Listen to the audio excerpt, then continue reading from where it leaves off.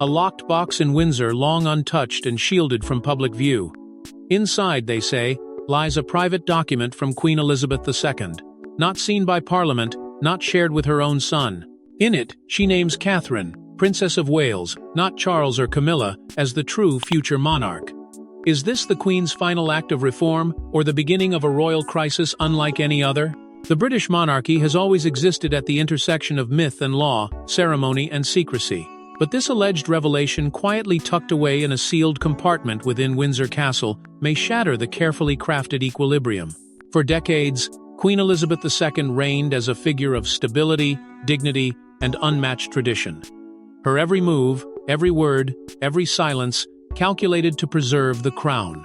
And yet, if the whispers are true, her final act may be the most radical of her entire reign. It begins with the notion of a private clause, a sealed, personal testament the Queen never intended for public eyes. Unlike her public declarations, this supposed document wasn't bound by protocol or passed through Parliament. Instead, it's said to be handwritten, intimate, direct, a message to the future, naming Catherine not merely as the wife of the heir, but as the sovereign the people should one day follow, a sovereign by virtue of trust, not bloodline, a monarch by character, not decree. Why now? Why Catherine? And why risk everything by creating such a dangerous ambiguity? The rumors aren't baseless fantasies conjured by tabloids alone. Over the past year, multiple royal insiders, some anonymously, others veiled behind close palace sources, have hinted at a private final wish by the late Queen. These murmurs became impossible to ignore when a retired courtier, in a now-deleted interview, spoke cryptically about Her Majesty's desire for the monarchy to evolve through steadier hands. What exactly did he mean? And why, after a lifetime of reigning by the book, would the Queen pen something that could rewrite history? Because what's at stake isn't just a family legacy, it's the entire foundation of Britain's monarchy. If the clause exists, it would call into question everything: the role of Parliament, the authority of the current king, and the future of royal titles themselves. It could trigger legal confusion, diplomatic unrest, and, most dangerously, fracture the royal family from within. And yet, beneath all this, lies something even more compelling. Was this clause merely legal fantasy? Or was it born out of something deeply human: fear, love, regret? Could this be the Queen's quiet rebellion? Her last attempt to steer a centuries-old ship away from disaster by handing the wheel to the only woman she believed could save it. This isn't about a cold political maneuver. It's about legacy, yes, but also about redemption, perhaps even remorse. For the monarchy has survived wars, divorces, deaths, and abdications, but never has it faced the possibility that its own matriarch may have chosen to bypass her own blood. But before we get lost in titles and laws, we must go back to the secret bond between two women. One, a reigning monarch, the other, a queen in waiting. Long before the Queen passed, she held private, unscheduled meetings with Catherine, meetings that royal aides couldn't explain, and which were never logged officially. What did they talk about? Why was Camilla excluded? And could these very conversations hold the key to the Queen's alleged final wish? It wasn't just that Catherine was frequently seen entering the Queen's private quarters. It was how often she did so without announcement, and how often those meetings stretched for hours without a single word reaching the press. In a palace where schedules are meticulously planned, and every movement is recorded for the record, these unmarked encounters stood out like shadows on stone. Not even senior courtiers, those closest to the daily operations of the monarchy, could explain why these meetings took place. They simply happened, without fanfare or briefing, without Camilla, without Charles, and without the usual swarm of advisors. And as time passed, they became more frequent. Those closest to the monarchy began to whisper. There was a softness in the Queen's tone whenever Catherine's name came up, an ease that contrasted sharply with her more guarded expressions around others. From their earliest interactions, the Queen and Catherine shared something rare in royal circles: genuine affection. While others had to earn Elizabeth's trust through decades of service or perfect discretion, Catherine seemed to walk into it naturally. The Queen, who once kept even her own children at a ceremonial distance, appeared unusually open with her granddaughter-in-law. Some staff even described her as mentoring Catherine, not just in public conduct, but in matters that extended far deeper: diplomacy, duty, and most importantly, legacy. This bond became even more noticeable in comparison to Camilla. Despite being the wife of the future king, and elevated to queen consort after years of careful PR maneuvering, Camilla never managed to close the emotional distance between herself and the monarch. Their relationship was professional, respectful, but cold. There were no long, unguarded conversations, no surprises, no secret handoffs of tradition. Camilla had titles. Catherine had trust. That difference didn't go unnoticed by royal watchers. For years, speculation brewed that Catherine was being prepared for more than just the role of consort. She was being groomed for what? No one dared say out loud. But the signs were there. The queen loaning her treasured family jewels only reserved for sovereigns in waiting, including pieces once worn by Queen Mary and Queen Elizabeth, the Queen Mother. She was chosen to represent the monarchy during pivotal moments: funerals, hospital visits, Commonwealth engagements, times when only the most trusted were sent. And always the queen watched her closely, not to monitor, but to mold. This wasn't just admiration, it was something deeper, something calculated, something strategic. And so, the question must be asked: what if those private meetings weren't simply about royal bonding or gentle mentorship? What if they were the queen's quiet way of crafting her own succession plan, away from the scrutiny of Parliament, away from tradition, and away from the very institution she had served for 70 years? What if, in those quiet hours, the queen made her choice not for the next in line, but for the one she believed could truly carry the crown into the future? And if the queen did trust Catherine that deeply enough to bypass tradition, what does it say about the queen's hopes and her fears for the monarchy's future? The British monarchy is built on precedent and law, but what happens when a queen's final wish goes against all of it? What happens when the woman who ruled for 70 years whispers, "Not my son, not his wife, her"? At the center of this growing storm lies a single, silent document. It isn't stamped with royal seals or passed through parliamentary hands. It was never meant for public release, but according to those who claim to have caught whispers of its contents, it carries a message so powerful it could fracture the monarchy itself. A private letter, perhaps a codicil attached to the Queen's personal will, where Elizabeth II reportedly expresses her desire for Catherine, not Charles, not Camilla, to be the one who ultimately guides the crown forward. Not as a consort, not as a symbolic figure, but as the monarch in her own right. To understand the depth of this bombshell, we must first acknowledge one immutable fact. The monarch does not control the line of succession. The path to the throne is not dictated by a sovereign's preferences, but by laws passed by Parliament, rooted in centuries of constitutional evolution. From the Act of Settlement of 1701 to the Succession to the Crown Act of 2013, the rules have been written in ink, not feeling. A monarch cannot simply rewrite the line with a final word, no matter how long or glorious their reign. And yet this is where things begin to twist, because while such a clause may hold no legal weight, its symbolic power is undeniable. The British monarchy thrives not merely on paperwork and legalities, but on perception, legacy, and tradition. If Elizabeth II, in her final words, signaled Catherine as her true successor, even if only as a private wish, it would be a seismic cultural moment, one that would send shockwaves through the royal household, the government, and the public at large.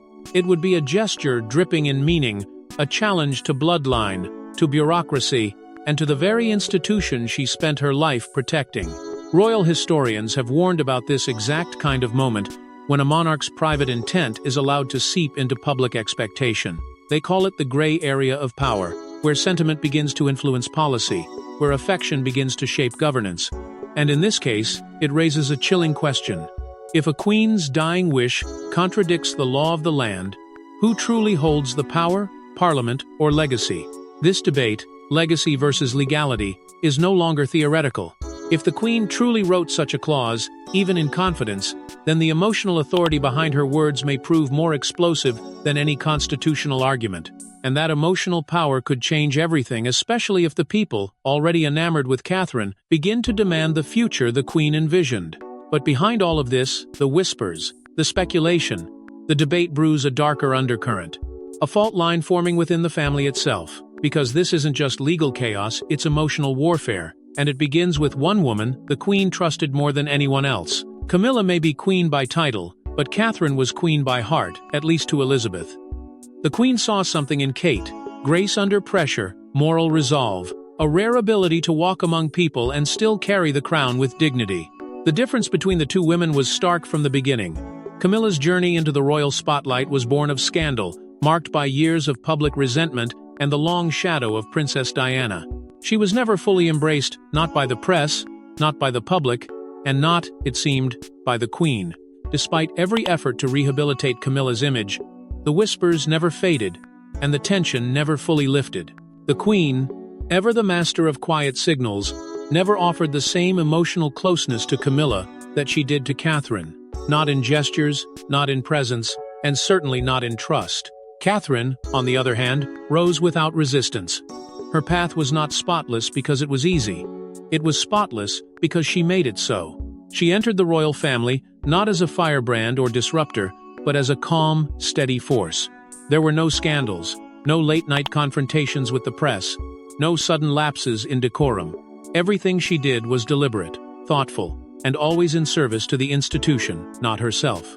Her loyalty to Prince William was never in question. Her family values were clear, and her bond with the Queen, slowly but unmistakably, deepened with time. To Elizabeth, who lived her entire life upholding the value of duty above all, Catherine's quiet resilience would have stood out. Here was a woman who understood restraint, who knew when to speak and when to stay silent. A woman who, like Elizabeth herself, was willing to bear the weight of expectation without complaint. That kind of commitment, the ability to carry burdens without needing applause, was the very thing Elizabeth believed made a monarch worthy of the crown. There was also something more emotional. Many saw in Catherine the qualities of a younger Elizabeth. Poised, elegant, firm in private, yet soft-spoken in public. Others drew comparisons to Diana, not in appearance, but in the way she connected with the people. Catherine's ability to remain both regal and relatable was no small feat. It was a rare balance the Queen knew the crown desperately needed moving forward. Above all, it was the trust that defined her. Catherine never leaked a word. In a world of betrayals and backroom deals, she remained a vault. No matter what was said behind closed doors, it stayed there. No matter what pressure mounted in public, she never let it break her. That kind of silence, the dignified kind, is something Elizabeth valued above all else. And perhaps this is why the Queen, in her final moments, chose to elevate character over convention. To pass the torch not to the next in line, but to the one she believed could carry it without letting it fall. Because maybe, just maybe, Elizabeth saw in Catherine the monarch the world needed next, not because she was entitled, but because she had earned it. But not everyone agrees with that vision, and what's rising behind palace walls now is nothing short of civil war. As whispers of the Queen's secret will circulate, so do tensions behind palace gates. On one side, William and Catherine, quiet, composed. On the other, Charles and Camilla, furious, blindsided. The crown is still on the king's head, but the real battle is being fought behind the scenes. The moment the rumors surfaced, claims that Queen Elizabeth had named Catherine as her preferred successor, something shifted behind the palace walls. What had long simmered under royal smiles and rehearsed unity finally began to crack. It wasn't just a rumor, it was a threat, not to the throne itself, but to the fragile power balance that held the royal household together. Charles, long waiting in the Queen's shadow, had assumed his time had finally come. But now, there were whispers too loud to ignore that his reign was merely a placeholder. That the people, and perhaps the Queen herself, saw Catherine as the true heir to the future. Behind closed doors, the tension between father and son reportedly reached an uncomfortable pitch. While no public words were exchanged, private conversations turned icy. The Queen's alleged final wish had turned a sacred bloodline into a battleground, and in Camilla's circle, the mood was even more volatile. To be publicly honored as Queen Consort only to be privately passed over was not just humiliating, it was devastating. From whispers within Clarence's house, sources spoke of Camilla feeling betrayed, humiliated, even undermined. She had spent decades clawing her way into public acceptance, and now, with a single alleged document, her place in the future was being questioned if not erased. Inside Buckingham and Kensington, the staff knew what was happening even if no one dared speak of it openly. Lines were being drawn in silence. Some aides, long loyal to Charles and his version of continuity, doubled down in their service. But others, inspired by Catherine's calm, dignified strength, began to quietly shift their allegiance. They saw where public affection was trending. They saw who the Queen had trusted. They saw who people wanted. And they weren't blind to the writing appearing, however faintly, on the walls. Even in public, the tension bled through. Appearances once marked by subtle harmony now felt cold and transactional. Glances avoided. Smiles strained. The choreography remained, but the warmth was gone. And in this world, where every movement is scrutinized, the silence was louder than any outburst. Buckingham Palace has said nothing, not a denial, not a confirmation, nothing. But that silence itself is now a strategy, an effort to contain a narrative that is rapidly slipping out of their hands. And so the question lingers in the air like storm clouds over the Thames. Is this the beginning of a slow-motion coup within the crown? Not one fueled by guns or rebellion, but by loyalty, perception, and quiet defiance? But the royal family isn't just dealing with an internal rift the people are watching, and their hearts may already have chosen their queen. She didn't need a throne or a title to become queen. In the eyes of millions, Catherine already is. From global headlines to royal forums, one message echoes louder each day: let her lead. For years, the public has watched her closely, carefully, sometimes skeptically. But unlike so many others who've stepped into the royal spotlight, Catherine never stumbled. She never chased attention. She never courted drama.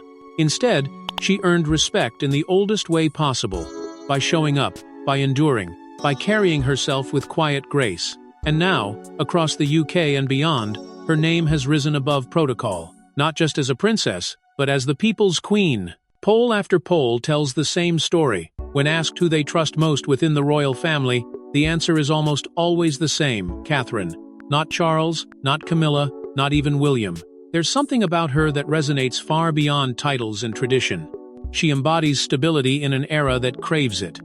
Calm in a palace at war. Her approval ratings reflect not just admiration, but a yearning for something different, something better. A monarchy that feels less distant, a leader who feels more human. The admiration only grew when Catherine vanished briefly from public life, only to return with raw honesty about her health. No grand spectacle, no rehearsed drama, just courage. Her choice to reveal her battle with cancer stunned the world not because of what she said, but how she said it. With dignity, with poise, with no self-pity. In doing so, she reminded everyone watching that royalty isn't about wearing crowns, it's about bearing burdens without breaking. And the world noticed. Videos of her comforting grieving children, exchanging glances with William during solemn ceremonies, or standing strong at national events without saying a word, went viral not because they were flashy, but because they were real. In a sea of royal scandal and cynicism, Catherine became the rate constant. The image of duty not as performance, but as devotion. In contrast, the public's unease with Camilla still lingers. Her presence, though increasingly normalized, remains haunted by memories of Diana. The ghost of the people's princess has never truly faded, and in that shadow, comparisons are inevitable and often unkind. Where Camilla seems to carry the weight of controversy, Catherine seems to carry the promise of healing. The media, too, has shifted. Catherine is no longer just a royal figure, she's a cultural icon, a symbol of what the monarchy could be if it dared to adapt. Editorials call her the future. Front pages celebrate her resilience. Even critics of the monarchy find themselves softening when her name enters the conversation. She has become something rare and universally admired in a deeply divided world. And so, a new kind of crown is being formed, not made of gold or tradition, but of love, loyalty, and the public's unwavering belief that she is the rightful future. The monarchy may be bound by law, but real power has always rested in perception. And the perception now is clear. Catherine is already wearing the invisible crown. But what happens when public sentiment, palace intrigue, and a queen's secret wish all point in one direction, yet the law stands in the way? This isn't just about emotion anymore. This is about power. Can a piece of paper, locked in a royal box, shatter a centuries-old chain of succession? At the heart of this storm lies a question few have dared to answer aloud. Can the queen's hidden will, if it exists, truly change the course of monarchy? On paper, the answer is no. The British line of succession isn't a private affair. It's defined by law, specifically by Acts of Parliament. From the Bill of Rights in 1689 to the more recent succession to the Crown Act of 2013, the rules are clear.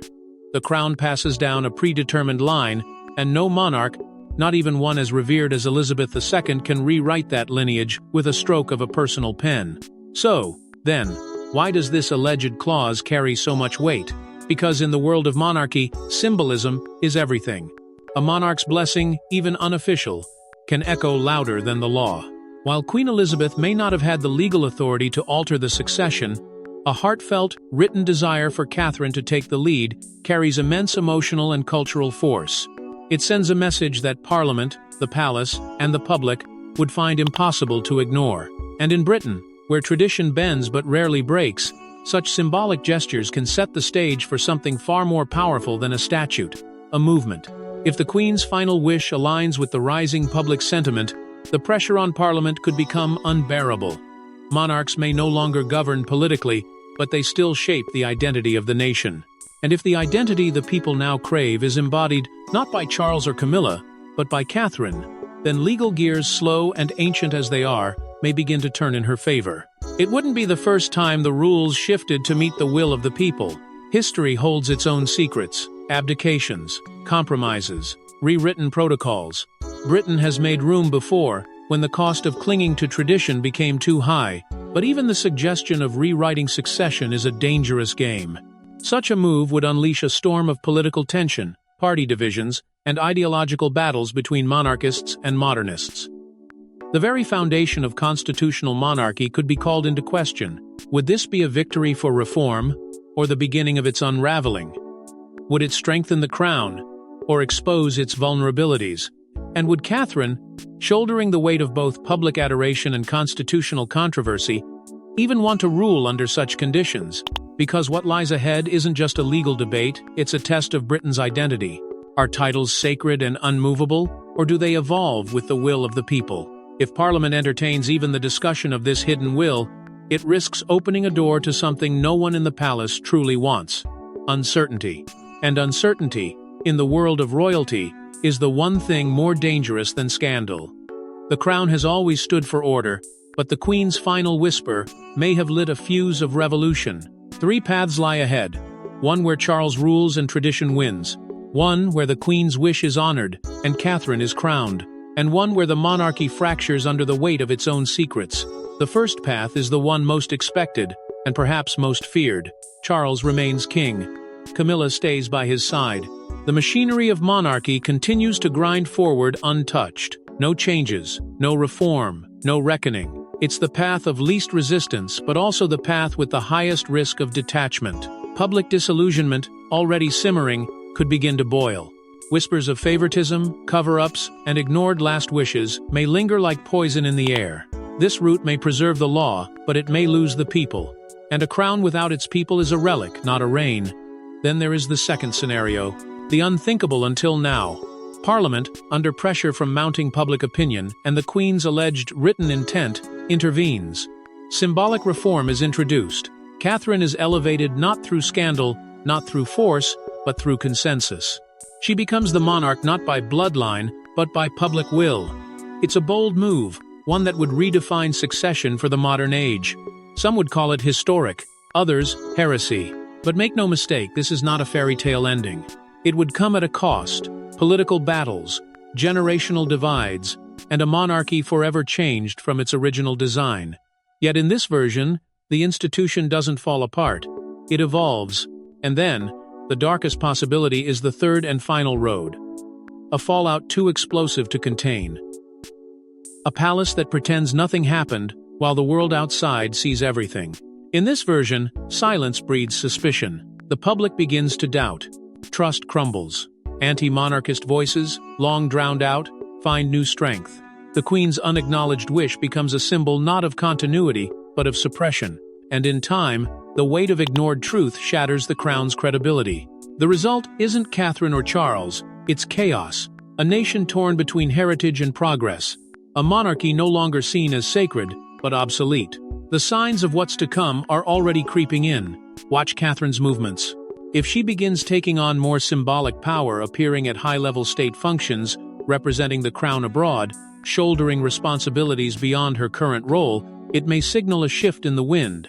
Listen for Buckingham's silence to break, for leaks to surface, for documents to emerge. The tipping point may not arrive with an announcement, but with a whisper. Timing is everything. Act too soon, and the crown looks desperate. Act too late, and it may be too broken to save. This is a chess game where every move must be calculated with precision.